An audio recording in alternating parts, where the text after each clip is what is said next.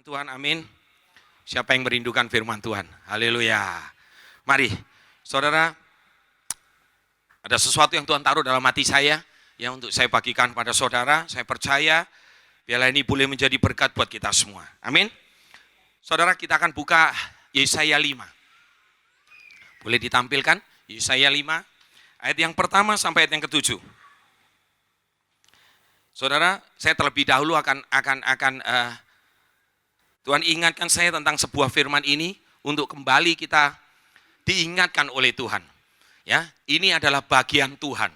Tetapi saudaraku, firman ini sungguh, ya, semalam waktu saya renungkan kembali, tadi pagi saya renung kembali, saya pun juga ditegur, saudaraku, lewat firman ini. Ya, saya akan bacakan ayat yang pertama sampai ayat ke-7. Yesaya 5. Perikopnya berbunyi tentang kebun anggur, ya. Aku hendak menyanyikan nyanyian tentang kekasihku.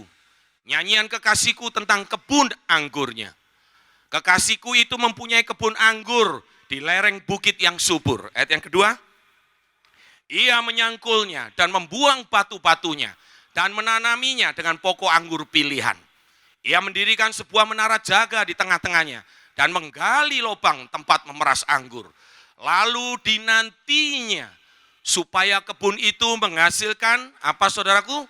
Buah anggur yang baik. Tetapi yang dihasilkannya ialah buah anggur yang asam. Ayat selanjutnya, ayat yang ketiga. Maka sekarang, hai penduduk Yerusalem. Saudaraku, kalau saya tekankan dengan kata ini, hai penduduk Yerusalem. Saudaraku, ini peringatan, ini teguran. Hai penduduk Yerusalem dan orang Yehuda, adililah antara aku dan kebun anggurku. Ayat yang keempat.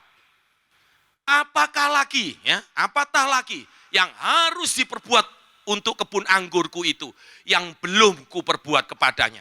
Aku menanti supaya dihasilkannya buah anggur yang baik. Mengapa yang dihasilkannya hanya buah anggur yang asam? Terus ayat yang kelima. Maka sekarang aku mau memberitahukan kepadamu apa yang hendak kulakukan kepada kebun anggurku itu. Aku akan menebang pagar durinya sehingga kebun itu dimakan habis dan melanda temboknya, sehingga kebun itu diinjak-injak. Ayat ke-6. Aku akan membuatnya ditumbuhi semak-semak, tidak dirantingi dan tidak disiangi, sehingga tumbuh putri malu dan rumput. Aku akan memerintahkan awan-awan, supaya jangan diturunkannya hujan ke atasnya. Ayat yang terakhir, ayat ke-7. Sebab kebun anggur Tuhan semesta alam ialah kaum Israel, dan orang Yehuda ialah tanaman kegemarannya. Dinantinya keadilan, tetapi hanya ada kelaliman. Dinantinya kebenaran, tetapi hanya ada keonaran. Katakan amin. Saudaraku, boleh lihat ke depan. Saudara, Tuhan ingatkan kembali tentang hal ini. Berapa waktu yang lalu saya pernah Tuhan ingatkan tentang firman ini. Saudaraku, inilah gambaran bagaimana Tuhan kita. Saudara, kita sering dengar di Alkitab, bahkan kita sering baca, baik di perjanjian lama maupun perjanjian baru. Tuhan kita itu disebut panjang sabar. Betul? Betul ya? Tuhan kita itu panjang sabar. Tetapi kalau saudara ingat firman yang baru kita baca ini. Saudaraku, di sini Tuhan mengeluh. Tuhan melakukan yang terbaik. Dikatakan di kebun anggur itu di ayat-ayat yang pertama. Dia berikan tempat yang terbaik. Di lereng, di tempat yang terbaik, tempat yang subur. Dia sediakan segala sesuatunya, dia jaga. Dia berikan menara jaga yang luar biasa. Saudara, dan kita tahu bagaimana Tuhan mengeluh. Tuhan berkata dua keluhan yang sangat jelas. Adililah aku, kata Tuhan begitu. Adililah aku dengan kebun anggurku. Dan dia berkata, apalagi? Apalagi yang harus aku perbuat? Berarti saudaraku, kalau seseorang, ya, kita anggap aja orang dunia atau kita sebagai bapak. Kita punya anak terus kita marah kepada anak kita. Kita berkata, apalagi sih yang papa harus perbuat buat kamu? Kira-kira kita sudah sebagai seorang bapak ini sudah lakukan semua enggak? Dia panjang sabar, dia lakukan segala sesuatunya. Saudaraku, dia buat semuanya buat kita. Oh, luar biasa. Tetapi Tuhan berkata, aku menantikan anggur yang baik. Tapi kenapa yang muncul anggur yang asam? Saudara, kita loncat sedikit sekarang. Itu perjanjian lama. Dan kita tahu tadi di akhir, ya, 3 ayat terakhir Tuhan berkata, udah kalau caranya begini, mungkin begitu ya saudaraku. Ya, bahasa sederhananya begitu, udah caranya begini, udah, aku nggak mau tahu lagi deh tentang kebun anggurku. Udah, aku mau hancurkan saja.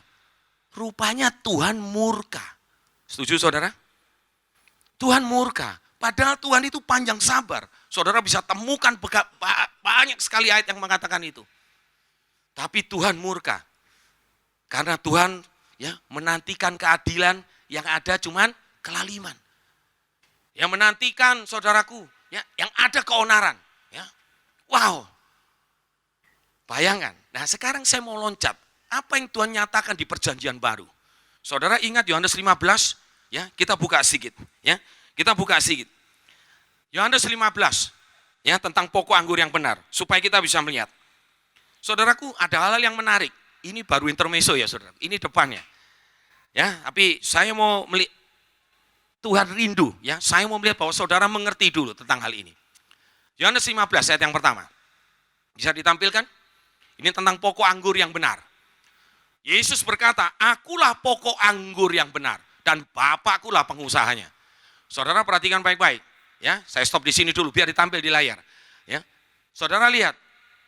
Tadi dikatakan bukan di Yesaya, aku menanami dengan pokok anggur pilihan. Siapa pokok anggur itu? Yesus. Dan saudaraku, ini satu-satunya firman yang unik. Bapakku lah pengusahanya.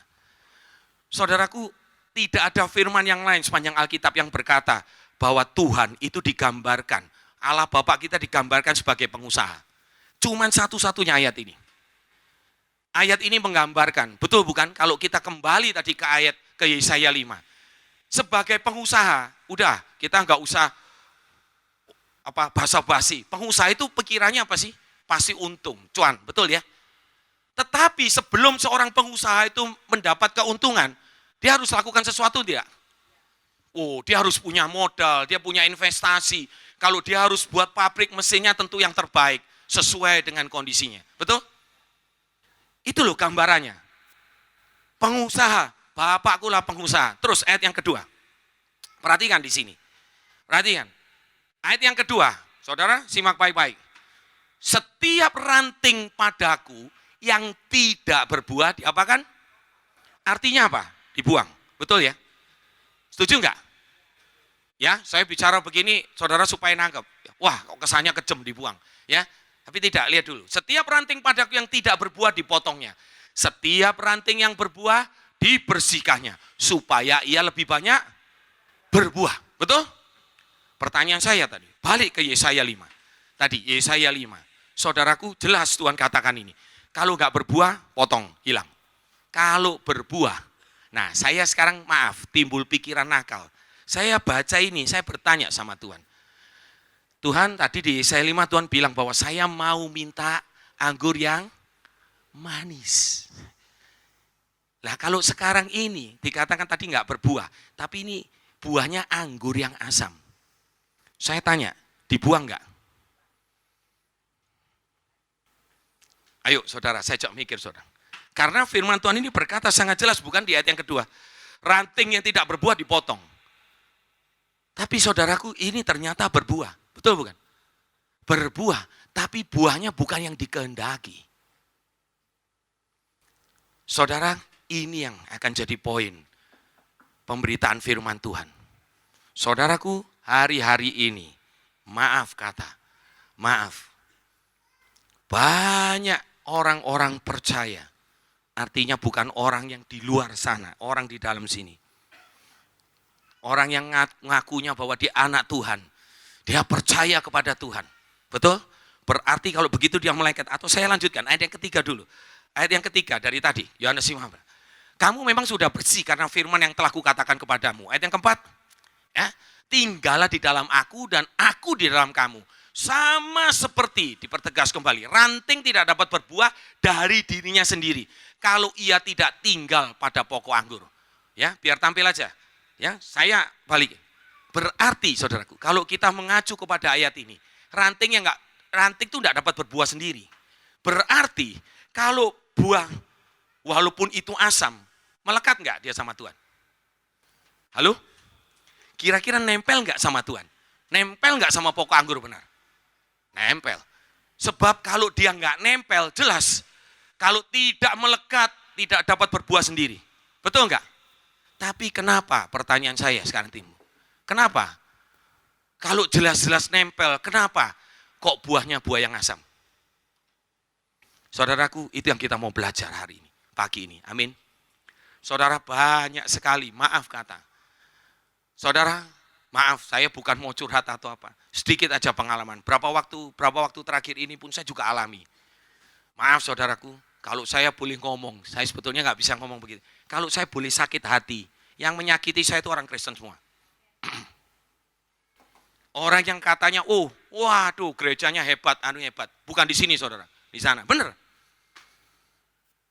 Saya kaget saudara. Tapi bukan dasar ini, saya terus bikin khotbah sendiri. Oh enggak.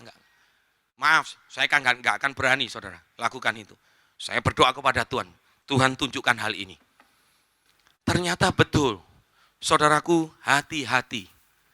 Maaf kalau pikir, wah kok Pak Andre ngomongnya kenceng di atas. Tidak. Tapi ini fakta saudaraku. Kita sedang diingatkan Tuhan. Amin. Saudara mungkin boleh berada di tempat ini. Saudara sedang beribadah. Tapi saya nggak tahu apa motivasi saudara. Apa keinginan saudara datang ke tempat ini? Saudaraku, ini yang perlu kita ingat. Lewat firman ini Tuhan ingatkan. Anggur yang asam. Kita kelihatannya masih melekat sama pokok anggur itu. Saya percaya kalau saya tanya kepada saudara, apakah saudara saat ini melekat pada pokok anggur yang benar? Saudara akan angkat tangan semua. Betul? Tapi pertanyaannya, apakah saudara menghasilkan anggur yang manis buat Tuhan? Ataukah saudara menghasilkan anggur yang asam? Jadi cuma sekedar melekat. Boleh saya berkata seperti itu? Saudaraku, mari kita mau belajar. Apa sih penyebabnya? Sebetulnya banyak. Tapi Tuhan ingatkan saya dua hal. Mari kita belajar. Ya. Saya ajak saudara buka 2 Timotius 3. 2 Timotius 3. Ayat yang pertama sampai ayat yang kelima. Ya, saya percaya ayat ini juga sering kita dengar. Tapi kembali Tuhan ingatkan. Ya, perikopnya berbunyi apa saudaraku? Halo? Ya, keadaan manusia di akhir zaman. Betul? Ya, lihat. Ayat yang pertama berbunyi seperti ini. Ketahuilah bahwa pada hari-hari terakhir akan datang masa yang sukar. Setuju ya? Sekarang gini udah bukan main. Saudaraku ya. Wah, industri semua, udahlah semuanya. Tapi apakah kita sebagai orang percaya bisa seperti itu? Nah, perhatikan. Ayat yang kedua. Manusia akan mencintai dirinya sendiri dan menjadi hamba uang. Mereka akan membual dan menyombongkan diri. Mereka akan menjadi pemfitnah. Mereka akan berontak terhadap orang tua. Tidak tahu berterima kasih. Tidak memperdulikan agama. Terus ayat yang ketiga. Tidak tahu mengasihi, tidak mau berdamai. Suka menjelekkan orang. Tidak dapat memekang diri, garang, tidak suka yang baik, berarti suka yang jelek. Ayat yang kelima, ayat yang keempat, suka mengkhianat, tidak berpikir panjang, berlagak tahu, lebih menuruti hawa nafsu daripada menuruti Allah. Saya stop di sini dulu, jangan dihapus ya. Mengerikan gak keadaan manusia seperti ini? Siapa itu? Ayat yang kelima. Tolong ayat yang kelima. Secara lahiriah, mereka menjalankan ibadah mereka. Tetapi pada hakikatnya mereka memungkiri kekuatannya. Jauhilah mereka itu. Saudaraku yang terkasih, lihat. Saudara, apa yang kita lakukan saat ini bersama-sama? Bukankah kita sedang beribadah? Betul ya? Setuju ya? Tapi kenapa kita melihat di sini? Ternyata ada orang yang cuma datang ibadah. Maaf, saya tidak menyinggung siapapun juga. Ya. Saudaraku, maaf, ini yang Tuhan taruh. Saya harus lakukan ini. Saya harus sampaikan ini. Ternyata betul. Ada orang yang cuma sekedar ibadah, saudaraku. Tapi mereka sesungguhnya memungkiri kekuatan ibadah itu. Saya nggak tahu, saudara, makanya tadi saya katakan di awal. Kenapa sebelumnya? Kenapa? Banyak orang-orang yang datang ke gereja. Maaf, sekali lagi saya tidak menyinggung siapapun. Bertahun-tahun mereka datang ke gereja. Tapi tidak pernah ada perubahan. Sedikit pun mungkin saya katakan begitu. Yang tersinggung silahkan tersinggung. Ya, jadi kenapa nggak pernah berubah? Saudara, ini nomor satu saya dulu yang kena. Saya nangis saudaraku tadi pagi. Benar, saya nggak omong kosong. Saya nggak berani saudaraku berdiri di mimbar ini. Saya nangis duluan. Ampuni saya Tuhan. Jangan-jangan saya ini ngasih anggur asam. Gayanya aja ngelayani Tuhan. Maaf saudaraku, ini yang saya harus katakan. Tolong terus tampilkan. Tampilkan lain. Perhatikan baik-baik. Nah di sini Tuhan ingatkan, firman ini berapa kali. Mungkin saya sudah ratusan kali, ribuan kali saya baca. Tapi semalam tadi pagi saya diberikan pewahyuan. Saudaraku, ini yang pertama. Ini sungguh-sungguh yang pertama saudaraku. Kalau seharusnya kita melekat kepada Tuhan, apa yang terjadi? Yohanes tadi katakan, Yohanes 15 katakan, oh, engkau akan tinggal dalam aku dan aku akan tinggal dalam engkau. Dan Tuhan katakan, sama saja seperti firman yang tinggal di dalam dirimu. Engkau minta apa saja Tuhan akan kabulkan. Bukankah demikian? Yohanes 15 ayat 7.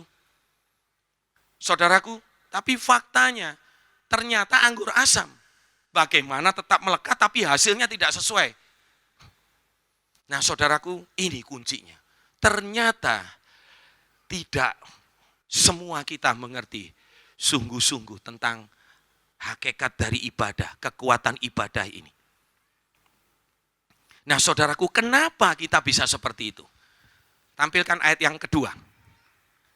Saudara, kalau kita tadi baca ayat yang kedua sampai ayat yang keempat, kira-kira ada nggak model manusia kayak begitu? Satu aja nggak suka yang baik gitu aja. Kira-kira apa?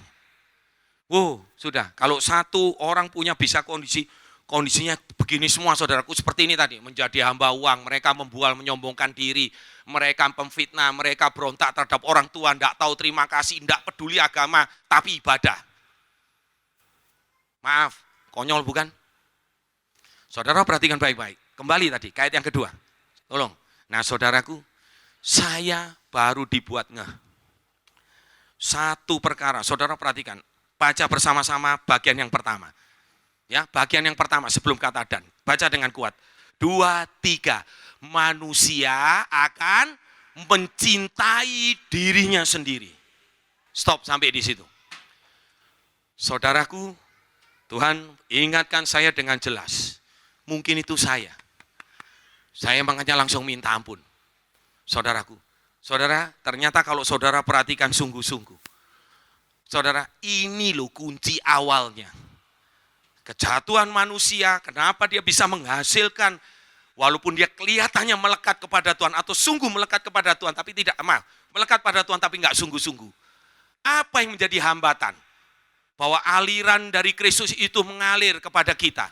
Saudaraku, satu, jelas Tuhan tidak pernah salah, amin. Dia sebagai pengusaha, Bapak kita, dia lakukan segala sesuatu, makanya dia sampai bertanya, apalagi yang harus aku perbuat, yang belum aku perbuat, untuk kebun anggurku itu. Artinya apa yang belum diperbuat untuk kita semua. Saudaraku, ternyata halangan yang paling utama itu satu saudara, yaitu tadi. Saudara, kita, saudara dan saya terlalu mencintai diri sendiri. Saudara coba perhatikan, ternyata ini kunci, bukan kebetulan ditulis di awal. Coba saudara, saya coba ya sekarang. Tetap ya di akhir ini. Kalau kita cinta diri sendiri, kira-kira kita jadi hamba uang enggak? Halo? Lebih penting Tuhan atau lebih penting uang? Uang. Lagi saudaraku, kalau kita sudah seperti itu, kita mencintai diri sendiri. Lebih dari segalanya. Saudaraku, kira-kira kita bisa membual enggak? Kita sombong enggak? Halo? Betul enggak? Saudaraku, kalau kita disakiti, kita bisa fitnah orang enggak? Halo? Terus bisa enggak kita berontak sama orang tua? Oh, kamu enggak tak kasih kewe, kamu anak nakal. Kira-kira jadi apa? Berontak enggak? Marah enggak? Saudaraku, lihat semuanya. Bisa enggak kita tidak tahu berterima kasih? Kita bisa tidak memperdulikan agama? Ternyata saudaraku, sekian tahun, saya baca ini berulang kali, mungkin pernah saya khotbahkan juga di tempat ini. Pernah dibawa sebagai pokok firman Tuhan, pemberitaan firman. Tapi ternyata lihat, saudaraku, semalam Tuhan singkapkan sungguh-sungguh detail. Ternyata ini kendala paling utama. Saudara-saudara bayangkan kalau pokok anggur, tanaman itu, pokok anggur, batangnya yang gede, sudah berakar luar biasa. Kita ini rantingnya, kita carangnya. Tinggal terima asupan bukan, mengalir aja kan, betul enggak? Tapi ternyata saudaraku, sesungguhnya yang nolak siapa? Kita, rantingnya. Kenapa kita menolak? Karena kita lebih cinta diri kita sendiri. Ya Pak ya. Saudaraku, ini lupanya jadi halangan. Ternyata saya sekarang dibuat mengerti. Dan saya, saudaraku, maaf. Saudara, tadi saya katakan, orang yang menyakiti saya itu orang-orang Kristen. Tuhan tegur saya terlebih dahulu. Tadi pagi saya menangis, saya melepaskan pengampunan buat mereka. Karena saya tahu, saudaraku, bahwa saya nggak boleh cinta diri saya sendiri juga. Amin. Saya melepaskan pengampunan buat dia. Oh, saya sebut namanya satu persatu. Ampuni. Dan saya cabut kalau mungkin ada perkataan saya yang tidak berkenan kepada mereka. Saya cabut, Tuhan. Nanti saya kalau ketemu sama ini, saya akan minta maaf. Walaupun saya bela itu kebenaran mungkin. Bagi saya, menurut mereka belum tentu. Betul? Saya diingatkan Tuhan tentang hal ini. Oh, ternyata mencintai diri itu awal dari segalanya, saudaraku. Terlalu mencintai diri sendiri itu awal dari segalanya. Awal dari kejatuhan kita orang-orang percaya. Saudaraku, renungkan hal ini baik-baik. Saya melihat ada pengantin baru di sini. Nah, kemarin saya juga berkati pernikahan di sini. Maaf, saya sampaikan ini bukan kesombongan.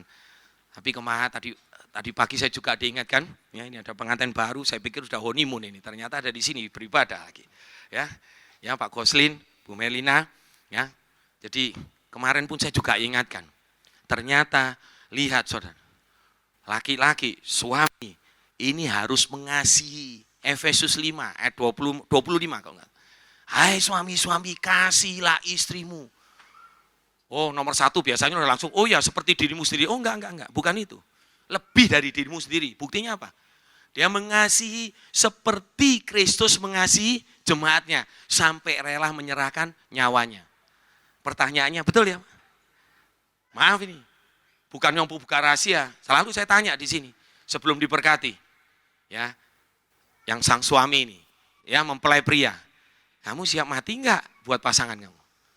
Oh kalau enggak batal, enggak usah dah. Betul enggak? Oh pasti enggak lama lagi juga pasti ribut. Ya toh, lupa kan bisa pura-pura, terserah kalau mau pura-pura. Yang penting berani berkata, oh iya saya siap mati buat istri saya. Oke, puji Tuhan, kita tepuk tangan. Haleluya, betul-betul. Betul ya Pak Goslin, kemarin lakukan itu ya, berani ya, berjanji ya, di hadapan semua. Toh. Saudaraku, ini bukti. Bukan cuma mencintai diri sendiri, tapi mencintai seperti Kristus mencintai jemaat. Sampai rela menyerahkan nyawanya. Oh, bapak-bapak, halo. Yang sudah menikah maupun yang baru mau menikah, ayo siap-siap ya, anak muda. Terutama yang laki ini, ayo berani nggak janji seperti itu? Kalau enggak Mazmur 128 itu berkat buat orang laki, berkat rumah tangga, itu nggak akan terjadi. Satu syarat laki takut akan Tuhan, berani bela pasangannya sampai mati. Oh, itu ada istri saya di belakang. Kalau saya ngomong doang, saya udah dilempar sepatu dari belakang sama istri saya. Betul enggak? Saudaraku, mari lihat kembali. Ini semua berhubungan dengan cinta diri sendiri. Tadi pagi enggak kebetulan. Makanya saya kaget Pak Stephen. Tadi di doa persiapan Pak Stephen juga sampaikan itu. Nyambung semua, saya merinding saudaraku. Ini isi hati Tuhan. Bukan untuk kesombongan saya, tidak. Tuhan ditinggikan, lewat apa? Bagaimana kalau kita cinta diri sendiri? Kita bisa meninggikan Tuhan. Betul? Saudara boleh ada di sini. Boleh ada di ruangan ini. Saudara bisa munyi nyembah. Waktu anak-anak youth nyanyi, saudara bisa loncat-loncat. Tapi Tuhan yang tahu isi hati saudara. Isi hati kita, setuju? Adakah kita mau berbagi kepada orang lain? Adakah kita mau share semuanya kepada orang lain? Kalau semua egosentris berfokus kepada diri kita sendiri, maaf saudaraku, maaf sekali lagi. Ini sudah jalan saudara kita akan tahu arahnya kemana. Ingat tadi firman Tuhan katakan begitu. Udah, aku minta anggur yang manis, ternyata anggur yang asam. Udah. Tuhan katakan seperti itu. Tuhan murka, saudaraku. Oleh karena itu mari kita kembali mengerti tentang hal ini. Ya, Jadi saudaraku, kita lihat. Ada yang menarik juga saudaraku. Satu bukti, kita lihat ayat itu selanjutnya. Ini ada yang unik juga. Terus kita baca ya. Ayat yang kelima, kembali tadi ke ayat yang kelima. Secara lahiriah mereka menjalankan ibadah mereka, tetapi pada hakikatnya mereka memungkiri kekuatannya. Jauhilah mereka itu. Ayat yang keenam. Sebab di antara mereka terdapat orang-orang yang menyelundup ke rumah orang yang lain dan menjerat perempuan-perempuan lemah yang syarat dengan dosa dan dikuasai oleh berbagai-bagai nafsu. Terus ayat yang ketujuh, yang selalu, nah ini ayat yang menarik ya, biar terus ditampilkan. Yang walaupun selalu ingin diajar.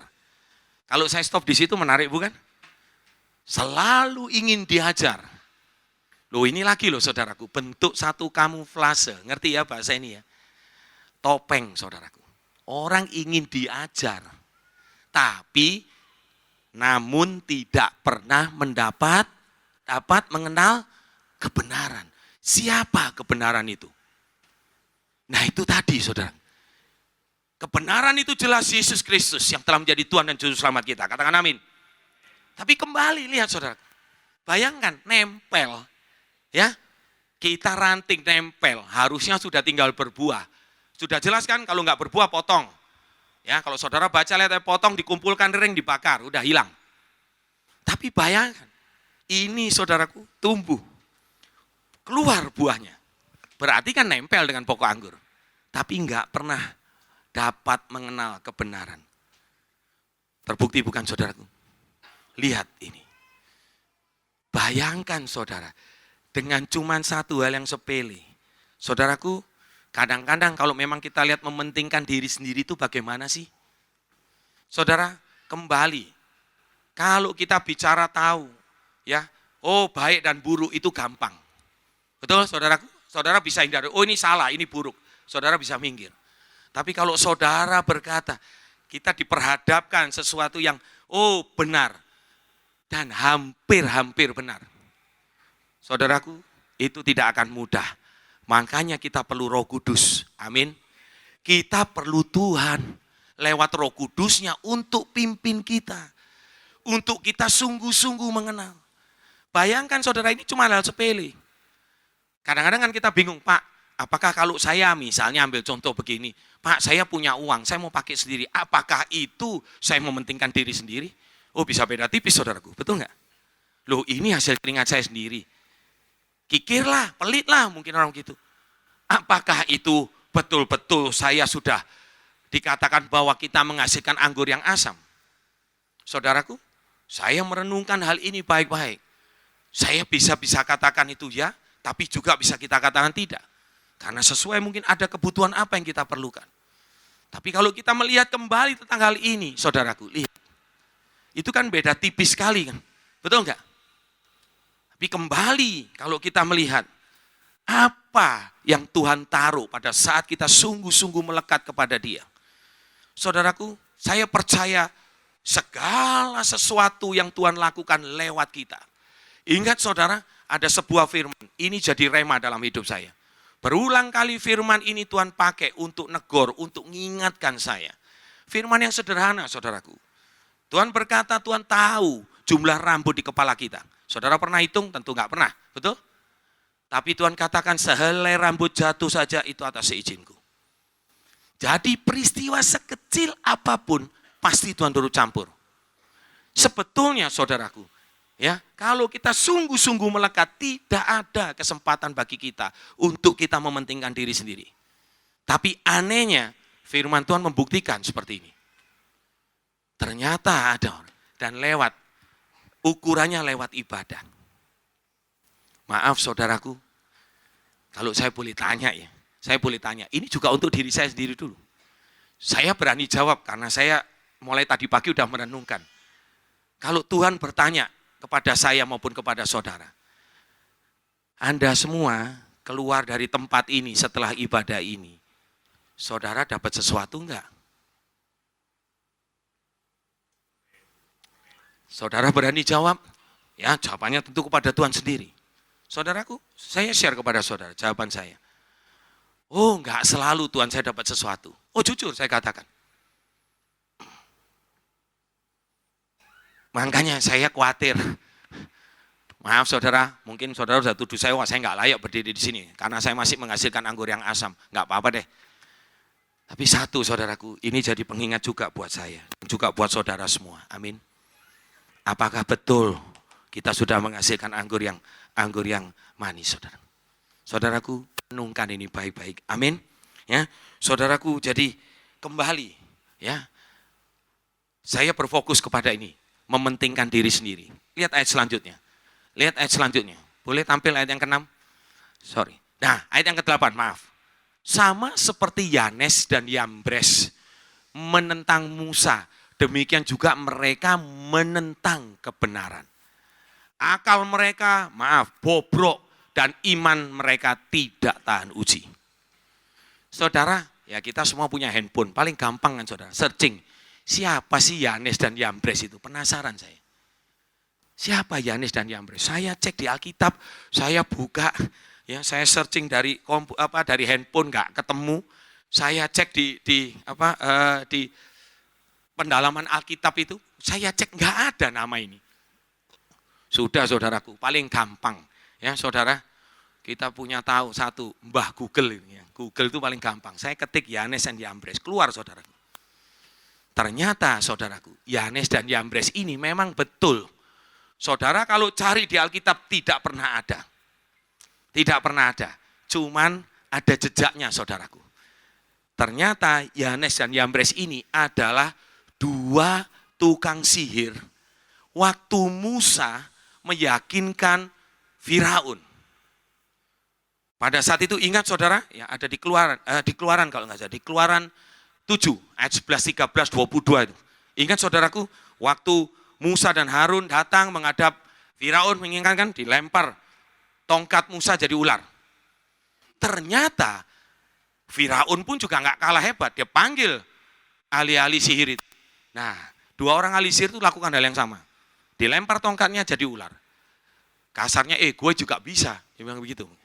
Tapi akhirnya kita tahu bukan, bahwa ular itu akhirnya dimakan oleh ular yang dari tongkatnya Musa. Ternyata dua orang itu, Yanes dan Yambres ini. Saya jadi bingung lagi malah. Lah kalau nggak pernah disebut di Alkitab kok bisa-bisanya Paulus menulis begini. Cari lagi lebih dalam saudaraku. Ternyata, sekarang saya mengerti, ternyata Yanes dan Yambres ini, kenapa bisa muncul? Cuman ada dua kemungkinan. Yang pertama, Roh Kudus ingatkan. Roh Kudus ingatkan tentang hal ini. Yang kedua, nama Yanes dan Yambres ini ternyata terkait dengan satu orang, yakni Bileam. Yang kita tahu, Bileam itu menentang Tuhan. Betul? Nah, rupanya pada era Paulus itu, saudaraku, kegerakan penganut-penganut Bileam itu juga luar biasa.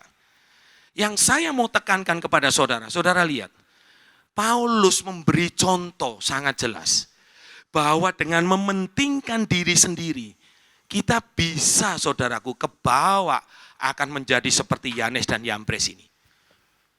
Maaf saudaraku, saya pun tidak akan pernah mau kalau dikatakan bahwa akal saya bobrok.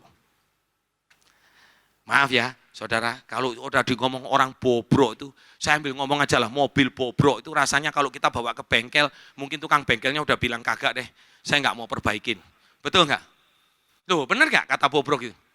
Berarti saudaraku, kalau kita diomong akal, manusia ini dari ini. Akalnya bobrok saudara. Aduh, kayaknya walaupun kita bicara Tuhan, tidak ada yang mustahil bagi Tuhan.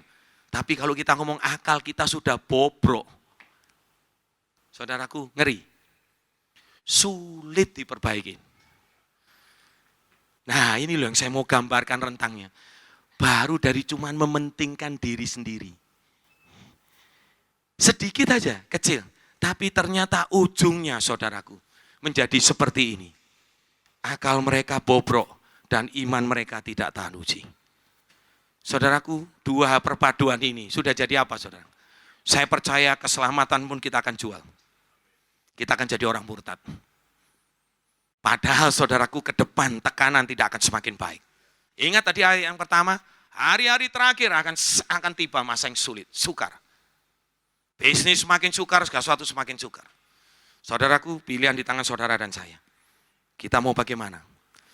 Akankah kita tetap mementingkan diri sendiri? Halo? Saudara, jawaban saudara dinanti Tuhan. Amin. Itu yang pertama, saudaraku. Yang kedua, masih tetap dari firman yang sama. Tapi saudaraku, kembali Tuhan ingatkan tentang hal ini. Mengapa kita bisa datang ke rumah ibadah, bahkan rutin datang ke rumah ibadah, tapi kita sesungguhnya memungkiri kekuatannya. Saudaraku, iblis selalu bermain di sebuah area. Saudaraku, pikiran itu yang selalu diserang oleh iblis. Pikiran ini jahat, saudara.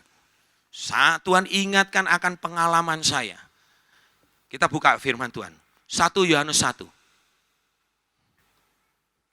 1 Yohanes 1 ayat yang ke-5 sampai yang ke-10.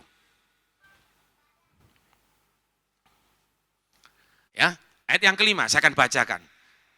Allah adalah terang, ya. Betul ya, perikopnya begitu. Dan inilah berita yang telah kami dengar dari Dia dan yang kami sampaikan kepada kamu. Allah adalah terang dan di dalam Dia sama sekali tidak ada kegelapan. Perhatikan sungguh-sungguh. Tidak ada kegelapan. Jadi betul-betul terang. Ayat yang ke-6. Dan jika kita katakan bahwa kita beroleh persekutuan dengan Dia, namun kita hidup di dalam kegelapan, kita berdusta dan kita tidak melakukan kebenaran. Ayat yang ke-7. Tetapi jika kita hidup di dalam terang sama seperti Dia ada di dalam terang, maka kita peroleh persekutuan seorang dengan yang lain.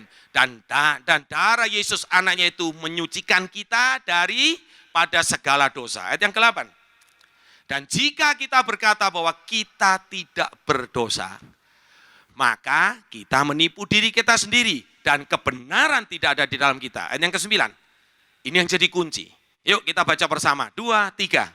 Jika kita mengaku dosa kita, maka Ia adalah setia dan adil. Sehingga Ia akan mengampuni segala. Jangan lupa, bukan hanya cuma mengampuni dosa, tapi segala dosa kita dan menyucikan kita dari segala kejahatan. Ayat yang ke-10, yang terakhir. Ya, jika kita berkata bahwa kita tidak ada berbuat dosa, maka kita membuat Dia menjadi pendusta dan firman-Nya tidak ada di dalam kita. Ya, tampilkan ayat yang ke-9. Enes, tolong. Ya, saudaraku, nah di sini. Tadi saya katakan, saudara, saya pernah alami hal ini. Di mana iblis itu bermain di dalam pikiran saya. Saudara, saya seringkali ya diingatkan Tuhan untuk saya bersaksi bagaimana hidup saya sebelum saya terima Tuhan. Hidup saya brengsek, saudaraku. Tapi saya ingat, saudara, pada saat saya sungguh-sungguh terima Tuhan waktu itu. Saudara, saya pernah sharing sama istri saya. 6 bulan kurang lebih waktu itu. Saya itu di telinga saya itu kayak ada terus yang membisikin saya. Kamu ini brengsek, kamu ini najis. Seakan-akan saya ini terus hidup dalam kutuk. Jadi kembali tadi pagi waktu Pak Steven berkata di doa persiapan. Tuhan katakan kita begitu terima Tuhan, kita sudah diputuskan dari kutuk itu. Amin.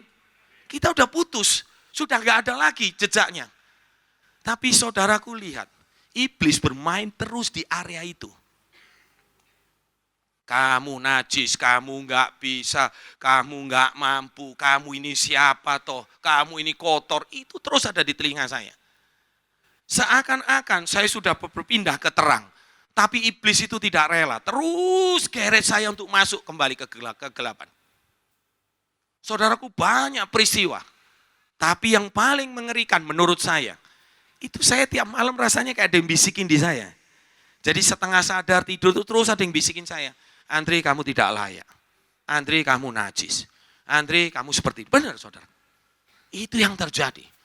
Makanya cenderung saya susah tidur waktu-waktu itu. Benar. Nah, saudaraku, berapa hari ini Tuhan ingatkan kembali tentang ini. Ternyata Tuhan nyatakan sangat jelas. Saudara, apakah kita, maaf, saya nggak akan berani kalau saudara tanya, Pak Andri sudah pendeta kan? Sudah, walaupun yang paling kecil. Ya, pendeta, Pak Andre berani berkata kalau Pak Andre sudah tidak pernah berbuat dosa? Ayo, siapa yang berani? Saya nggak berani, saudaraku. Saya percaya hamba-hamba Tuhan yang besar pun juga nggak akan berani. Betul ya? Kita pasti, oh iya, kita pasti akan mendalilkan, oh saya manusia yang berdosa. Saya tetap melakukan dosa, bisa melakukan dosa. Setidaknya seperti itu. Betul nggak? Nah saudaraku, ini area di mana iblis terus goyang kita. Makanya kenapa firman ini muncul. Allah adalah terang. Dia nggak bisa, begitu dia hadir, pasti semuanya terang. Tidak ada secuil pun kegelapan di situ. Amin. Dia ada, saudaraku. Jadi saudaraku, kita pun, bukankah firman Tuhan banyak berkata kita adalah anak-anak terang. Amin. Tapi kenapa? Kadang-kadang maaf, saudara datang ke gereja di tempat ini, saudara sedang beribadah, saudara terus diintimidasi. Kamu berdosa lo ya, kamu begini lo ya. Seakan-akan saudara terus berkata, aku nggak layak di sini. Tidak hanya dia menghancurkan fokus kita kepada Tuhan, tapi sungguh kita ini dijauhkan dari kebenaran ini, khususnya firman ini. Tuhan katakan sangat jelas, kita berdosa. Tapi oleh salib Kristus, oleh pengorbanan Kristus, semuanya itu sudah diselesaikan. Katakan amin. Itu sudah diselesaikan, tuntas saudaraku. Oleh karena itu lihat Tuhan katakan begini, kalau seandainya saudara jatuh kembali dalam dosa, sederhana ayat 9 ini, dikatakan apa? Jika kita mengaku dosa kita, maka Ia adalah setia. Kenapa enggak adilnya dulu? Dia setia, saudaraku, mengampuni kita. Amin. Itu privilege-nya, itu haknya Tuhan. Ia adalah setia dan adil. Sehingga Ia akan mengampuni segala, tadi saya katakan, segala dosa. Bukankah Yesaya 1 ayat 18 berkata seperti itu, semerah buah kirmisi pun diputihkan seputih salju. Merah seperti kesumba diubah menjadi putih seperti bulu domba. Betul enggak? Saudaraku lihat semuanya. Jadi Ia mengakui. Saudaraku, aduh, walaupun itu sudah terjadi berapa tahun yang lalu, saudara. Tapi kembali saat firman ini datang kepada saya, berapa hari terakhir ini, saudara, saya pun dibuat bersuka cita di dalam Tuhan. Amin. Ternyata kita punya Bapa, betul. Kasihnya Dia begitu luar biasa akan dunia ini. Saudara, Dia tahu anaknya. Ya memang kita terus bilang, oh ya kalau gitu saya berdosa terus saja. Oh bukan itu poinnya. Tapi kalau memang kita sudah berdosa, kita datang kepada Dia ngaku, Tuhan aku gak mau ulangin lagi. Apa gak mungkin sih kita ngulangin lagi? Halo? Kita ngulangin lagi. Terus ngapain lagi? Ya Pak, sujud lagi, minta ampun lagi. Betul enggak saudaraku? Tapi jangan sampai itu dipakai untuk mengintimidasi kita. Sehingga akhirnya, saudaraku, kekuatan ibadah itu, akhirnya apa saudara? Kita enggak terima. Kembali pertanyaan saya, saudara dapat apa keluar dari tempat ini? Kalau saudara terus terintimidasi, enggak mungkin Tuhan tolong saya, siapa saya? Enggak mungkin. Bukankah ada firman yang berkata terjadilah sesuai imanmu? Ya enggak mungkin Tuhan tolong, Anda punya pikiran seperti itu. Itu dulu saya seperti itu, saudara. Oleh karena itu mari kita belajar. Amin. Kita belajar tentang hal ini, saudaraku. Bukankah ini luar biasa? Tuhan sudah tebus semuanya, selesai, end of story. Jangan biarkan intimidasi si iblis itu terjadi. Saudaraku, ada satu cerita. Ini ya, saya baca dari sebuah buku, saudara, literatur. Ada satu cerita ini. Di Amerika nih, sekitar 1830, saudaraku, ada seorang namanya ya George Wilson. Ini perampok, saudaraku. Dia ngerampok kantor pos. Saudaraku, akhirnya dia tertangkap. Hukumannya, saudaraku, hukuman gantung. Saudaraku, waktu itu Presiden Amerika Andrew Jackson berkata, dia melalui proses seperti ini, akhirnya presiden itu memberikan gerasi lah, remisi. Dia nggak jadi dihukum. Tapi yang aneh saudaraku, yang aneh ternyata yang Andrew Wilson, George Wilson itu, dia menolak. Nggak mau. Ya udah, akhirnya pengadilan tinggi Amerika waktu itu berkata, karena kamu menolak, ya sudah, hukuman itu terjadi. Digantung dia, saudara. Nah kembali saudaraku, firman ini, pengampunan dosa yang dilakukan oleh Kristus, itu tergantung dengan penerimaan saudara dan saya. Saudara merasa diampuni tidak? Saudara mau menerima pengampunan itu tidak? Saudara, saya nggak mau. Kalau kita menolak pengampunan itu berarti kita menolak salib Kristus. Betul nggak?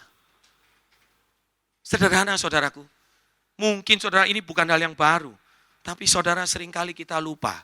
Karena terlalu sering kita diintimidasi. Kamu berdosa, kamu tidak layak, kamu begini, kamu begitu. Saudara singkirkan itu semua. Amin. Supaya sungguh-sungguh ibadah kita ini luar biasa saudaraku. Amin. Jadi saudaraku terima. Gak ada kok kita yang gak berdosa. Amin. Tapi oleh karya Kristus di atas kayu salib, semuanya selesai. Kita diampuni, bahkan Tuhan jamin. Jika kita berdosa, datang akui dosa kita. Saudaraku, dia setia dan adil, dia mengampuni segala dosa kita. Saudaraku, lihat. Sehingga saudara kembali, kita bisa mengerti. Ya, saudaraku, mungkin waktu masih panjang, tapi saudara, lihat. Roma 12 ayat yang pertama. Saya percaya semua sering mendengarkan firman ini. Ya.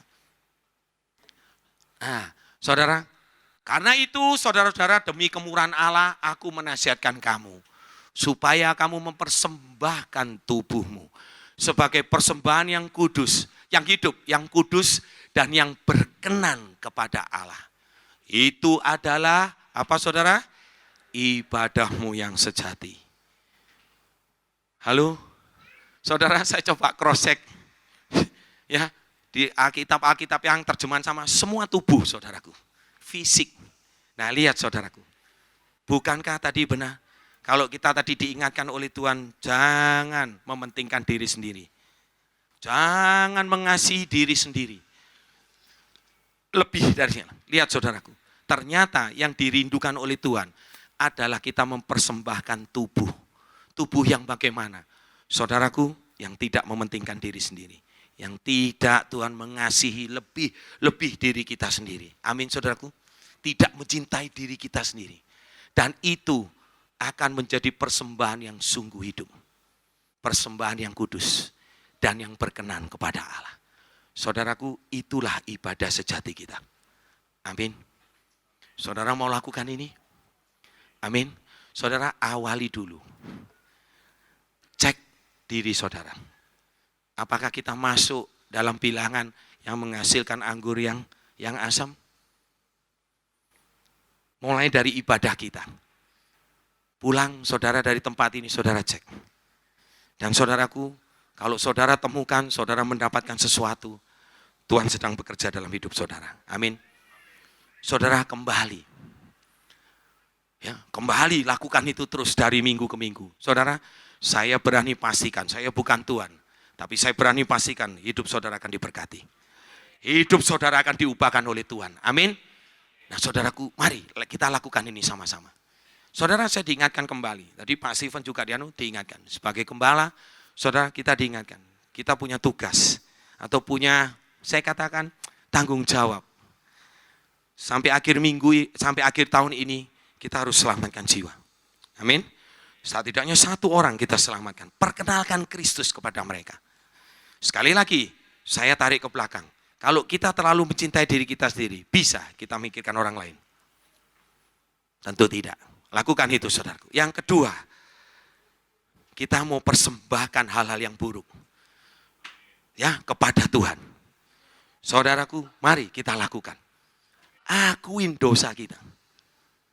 Pasangan kita kalau kita udah sakitin, datengin, minta ampun, minta maaf. Adakan restitusi, ngerti ya Pak Seni ya? Lakukan itu semua. Saudara, saya semakin bersemangat, semakin antusias. Ternyata semua ini kita bergerak di dalam rencana Tuhan yang luar biasa. Amin. Ya, jadi ukur saudara mulai saat ini. Amin. Amin. Mari kita tundukkan kepala. Haleluya.